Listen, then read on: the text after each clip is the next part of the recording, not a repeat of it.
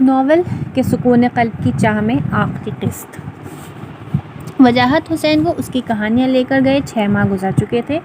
روشن آرا کی سمجھ میں نہیں آ رہا تھا کہ وہ یوں اچانک اس کی زندگی میں کیوں آیا اور کیوں اس کا سرمایہ لے کر غائب ہو گیا۔ خاموش سمندر میں پتھر پھینکنے والا شخص کہاں چلا گیا؟ وہ امید کے بجھے چراغوں کو پھر سے روشن کرنے کا اشارہ کیوں دے گیا تھا؟ روشن آرا، تیری زندگی صرف اندھیرا ہے اور اندھیرا ہی رہے گی۔ یہاں کسی قسم کی روشنی کی امید مت رکھ۔ تو ہے تو روشن، مگر کاتب تقدیر نے تیرے ماتھے پر تاریکیاں ہی رقم کی ہیں، صرف تاریکیاں۔ تو یوں ہی اس حویلی میں مرکھب جائے گی اپنے پرکھوں کی طرح، اپنی اماں، اپنی چھوٹی اماں کی طرح، اور تجھے تو کوئی رونے والا بھی نہ ہوگا۔ ان سب کے لیے تو مولا نے تجھے زندہ رکھا تھا کہ تو ان سب پر آنسو بہا بہا کر جیے جا، مگر تیری موت پر کچھ نہیں بدل سکتا روشن آرا، تو نہ تیرا مقدر، ورنہ تجھے اس حویلی کے زنداں سے رہائی نصیب ہوگی۔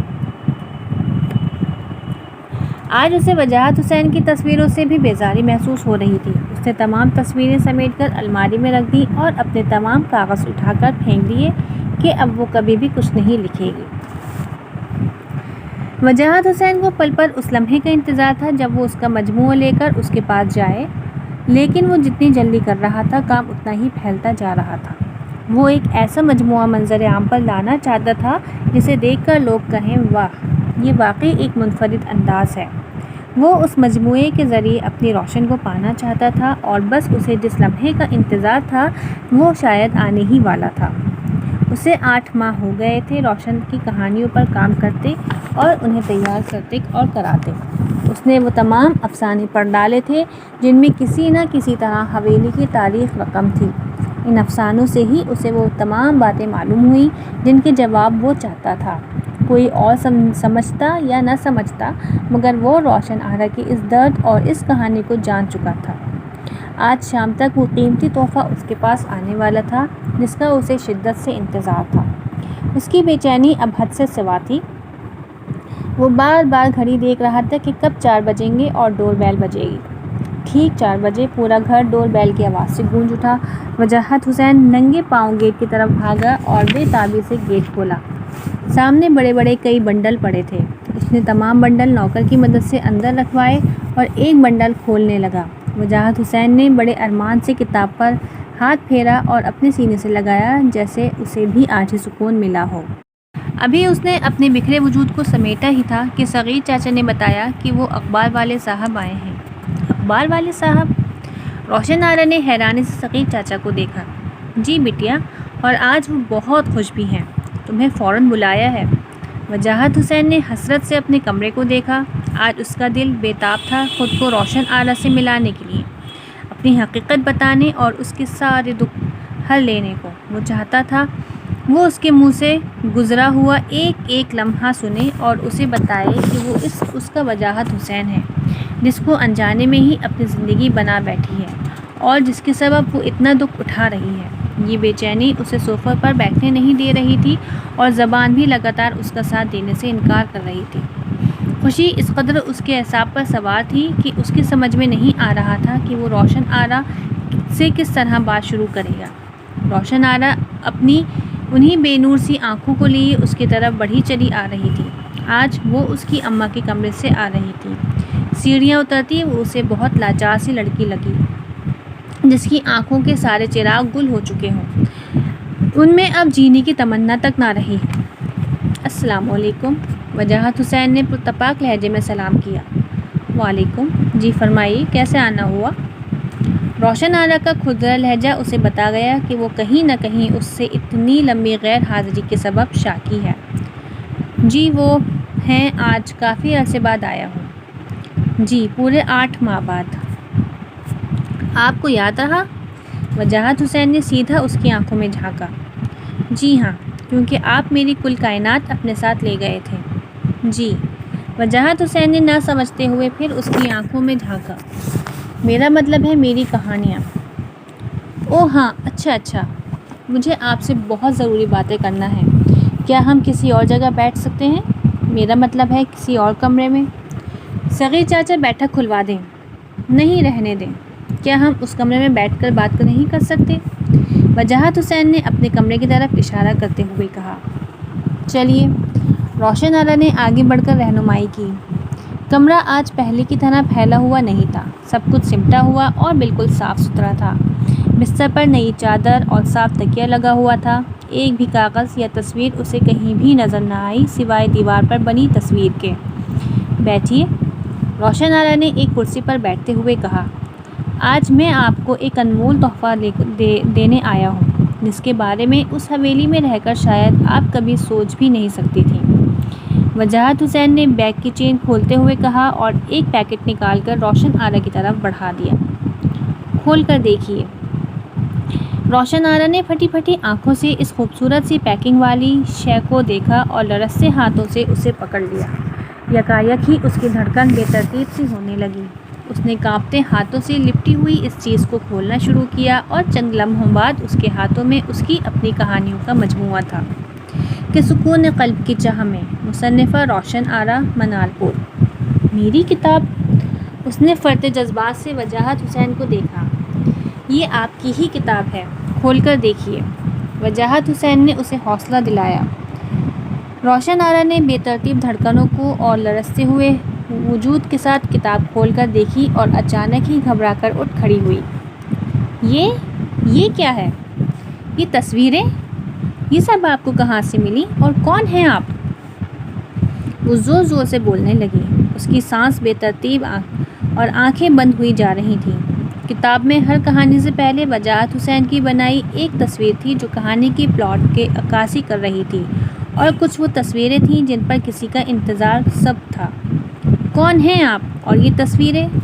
روشن آرا نے اپنے قدموں کو پیچھے کی طرف دھکیلا اور دیوار سے جا لگی۔ وہ پوری طرح کانپ رہی تھی اور آنکھیں بند تھیں۔ وجاہت حسین نے اپنے تھرتھراتے قدموں کو اٹھایا اور روشن آرا کی طرف بڑھ گیا۔ روشن، یہ تصاویر کس کی ہیں؟ اس کی جس کا تمہیں آج بھی انتظار ہے، اور یہ جو ہر تصویر پر کسی گمنام شخص کے لوٹ آنے کا پیغام لکھتی رہتی ہو۔ تو روشن آرا، پہنچ گیا تمہارا یہ پیغام مجھ تک اور میں لوٹ آیا۔ اس مضبوط شخص کی زبان لڑکھڑا رہی تھی اور بدن ہولے ہولے کانپ رہا تھا۔ میں ہی ہوں، وجاہت حسین، پہچانو مجھے، یہ تصویریں ہی میری پہچان ہیں اور کچھ نہیں ہے میرے پاس۔ آنکھیں کھولو روشن، مجھے پہچانو، آنکھیں کھولو۔ روشن کو اپنی سماعت پر گمان سا ہونے لگا اور وہ تھرتھراتا وجود لیے بیٹھتی چلی گئی اور پھر زار و قطار رونے لگی۔ اس نے اپنے دونوں ہاتھوں سے چہرہ چھپایا ہوا تھا اور روئے جا رہی تھی، اور وجاہت حسین بولے جا رہا تھا۔ روشن، 25 سال ہو گئے مجھے اس خوفناک حویلی سے گئے ہوئے۔ مجھے پتہ نہیں میرے جانے کے بعد کیا ہوا۔ مجھے تو تمہارے زندہ ہونے کی امید بھی نہیں تھی۔ میرا یقین تھا کہ اس دن بڑے ابا نے تمہیں زندہ نہیں چھوڑا ہوگا۔ میں تو تمہیں حویلی سے باہر لے جانا چاہتا تھا، مگر میرا ہاتھ تمہارے ہاتھ سے چھوٹ گیا۔ اور پھر روشن، میں 25 سالوں سے جاگ رہا ہوں، بستر پر کروٹیں بدل رہا ہوں، صرف یہ جاننے کے لیے کہ میرے جانے کے بعد تمہارا کیا ہوا ہوگا۔ اور میری چھوٹی اماں، مجھے جب ان کا خیال آتا تو میں صحراؤں میں نکل پڑتا۔ مجھے لگتا جیسے وہ مجھے آوازیں دے رہی ہوں، اور جب تمہارے بارے میں سوچتا تو لگتا تمہارا خون میرے قدموں میں پڑا ہوا، اور مجھے نفرت ہوتی چلی جاتی منال پور سے، بڑے ابا سے، تمام رشتوں سے، اس حویلی سے اور خود سے، کہ میں اس حویلی کا وارث ہوں۔ قدرت نے میرا ساتھ یوں دیا کہ مجھے ایک مہربان شخص سے ملوا دیا جس کے پاس سب کچھ تھا مگر رشتہ نہیں تھا۔ انہوں نے مجھے اپنا بیٹا بنا کر پالا اور ایک کامیاب انسان بنا کر اپنا سب کچھ مجھے سونپ کر وہ بھی چلے گئے۔ آج میرے پاس دولت کا انبار ہے، مگر پھر بھی مجھے سکون میسر نہیں تھا کہ ایک دن اچانک اخبار میں ایک کہانی پڑھی اور ساتھ میں تمہارا نام۔ حیرانی ہوئی، مگر اس کے بعد شک ہونے لگا کہ یہ کوئی اور نہیں تم ہو۔ ایک انجانی خوشی نے مجھے گھیر لیا کہ تم زندہ ہو، مگر کیسے؟ جس دن تمہارا نام پڑھا اس دن اماں بھی بہت یاد آئیں۔ کیا ہوا تھا انہیں؟ وہ مر گئیں۔ وجاہت حسین، تمہیں سوچتے سوچتے، تمہیں یاد کرتے کرتے، تمہارے جانے کے بعد وہ زندہ لاش بن کر اس حویلی میں بھٹکا کرتی تھیں۔ ان کی آنکھوں میں ہر دم تم تھے وجاہت حسین۔ تم نے مار ڈالا میری چھوٹی اماں کو اور بے آسرا کر دیا مجھے۔ وہی میرے لیے ایک سایہ دار درخت تھی اس تپتے ریگستان میں، اور تم نے وہ بھی چھین لیا اور خود بھی چلے گئے۔ سب مر گئے۔ بڑے ابا، دادا، چھوٹی اماں اور تم۔ میں زندہ رہ گئی اس حویلی کی خوفناک دیواروں اور سایوں سے لپٹنے کے لیے۔ اس تاریک حویلی کی تاریکی نے 25 سال مجھے ڈسا ہے۔ سناٹے اتر آئے ہیں میری روح میں بھی مر گئی مگر تم نہ آئے۔ یہ حویلی نہیں زندان ہے میرے لیے، اور ایک دن میں بھی مر جاؤں گی اس کی مضبوط اونچی دیواروں سے سر پٹک پٹک کر۔ نہیں، اب میں آ گیا ہوں، دیکھو مجھے پہچانو۔ وجاہت حسین اس کے ہاتھ ہٹانا چاہتا تھا مگر برسوں کا فاصلہ درمیان میں تھا۔ میں تمہیں یہاں سے لے جانا چاہتا ہوں، اللہ کا دیا سب کچھ ہے میرے پاس، اور اگر نہ بھی ہوتا تو بھی اب تم یہاں نہیں رہو گی۔ چلو میرے ساتھ اپنے گھر، جہاں کی ہر دیوار 25 سالوں سے تمہیں محسوس کر رہی ہے۔ وہاں کی ہر دیوار پر تمہاری 25 سال پرانی تصویر لگی ہے۔ دیکھو میں نے خود کو کیسے ان رنگوں کے ساتھ تمہیں زندہ رکھا، اور تم نے جینا سیکھ لیا اس قلم کے ساتھ۔ روشن آرا، اس حویلی کے پرکھوں کو فخر ہوگا تم پر کہ اس نے ایک لڑکی کو زندہ رکھا اور اسی نے اس حویلی کے چراغ کو باقی رکھا۔ اگر اس حویلی کی تمام بیٹیاں زندہ ہوتیں تو سب کی سب تمہاری طرح روشن ستارہ ہوتیں۔ چلو روشن، چھوڑ دو یہ سناٹے بھری زندگی، یہ خوفناک دیواروں کے سائے، یہ بے رنگ زندگی اور یہ ویران آنکھیں۔ چلو میرے ساتھ، جہاں تمہارے لیے ایک دنیا منتظر ہے، جہاں میں منتظر ہوں تمہارا۔ چلو اٹھو، آؤ میرے ساتھ۔ اس نے بڑی ہمت کر کے اس کے تھرتھراتے کانپتے جسم کو سہارا دیا اور ایک دم اٹھا لیا۔ صغیر چاچا باہر چوکھٹ پر کھڑے قدرت کے اس انصاف پر اس کا شکر ادا کر رہے تھے کہ جہاں بندہ جینے کی آس چھوڑ کر مرنا چاہتا ہے تو اللہ اسے ایک تنکے کا سہارا دے کر پھر کھڑا کر دیتا ہے۔ واہ مولا واہ! جا بیٹی جا، آج تیری آزمائش پوری ہوئی۔ اس خونی حویلی کو خدا حافظ کہہ اور اپنی دنیا بسا۔ یہاں تو ہمیشہ معصوموں کے خون کی چھینٹیں اور آہیں ہی سنائی دیں گی۔ روشن آرا نے وجاہت حسین کا 25 سال پہلے چھوٹا ہاتھ مضبوطی سے پکڑا اور ننگے پاؤں ہی حویلی کے صدر دروازے کی طرف بڑھتی چلی گئی۔